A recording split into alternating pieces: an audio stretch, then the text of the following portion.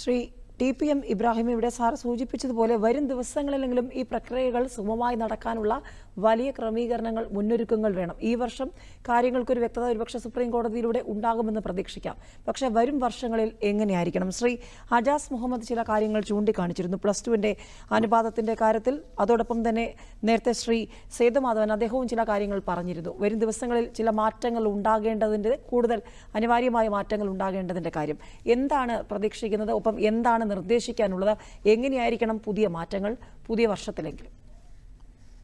ഏത് മാറ്റം വന്നാലും അത് വിദ്യാർത്ഥികൾ CBSEയോ സ്റ്റേറ്റ് സിലബസോ ഒന്നും നോക്കാതെ ആ വിദ്യാർത്ഥികളുടെ മെറിറ്റിൻ്റെ അടിസ്ഥാനത്തിലുള്ള അംഗീകാരമാകണം.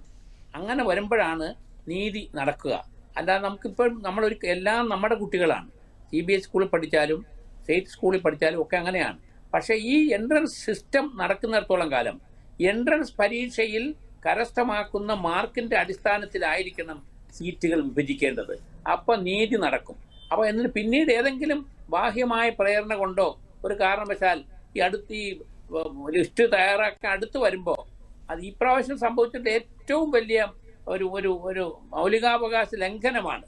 ഒരു കാരണവശാലും നടന്നു കഴിഞ്ഞ ഒരു പരീക്ഷയ്ക്ക് അതിൻ്റെ വേറൊരു മാനദണ്ഡങ്ങൾ വെച്ചിട്ട് അതിലെ അലോട്ട്മെൻറ്റ് നടത്തണമെന്ന് പറയുമ്പോൾ അത് അനീതിയാണ്.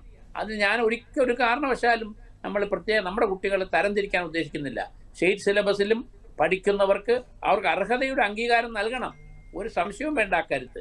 അങ്ങനെ ഒരു മാനദണ്ഡമായിരിക്കണം സർക്കാർ ഇക്കാര്യത്തിൽ കൊള്ളേണ്ടത്. ഇതിനെക്കുറിച്ച് വിശദമായി ഇപ്പോൾ ഇവിടെ നമ്മുടെ ഈ ചർച്ചയിൽ പങ്കെടുത്തവരെല്ലാവരും തന്നെ ഇതിനെക്കുറിച്ച് പഠിച്ച് മനസ്സിലാക്കിയിട്ടുള്ളവരാണ്.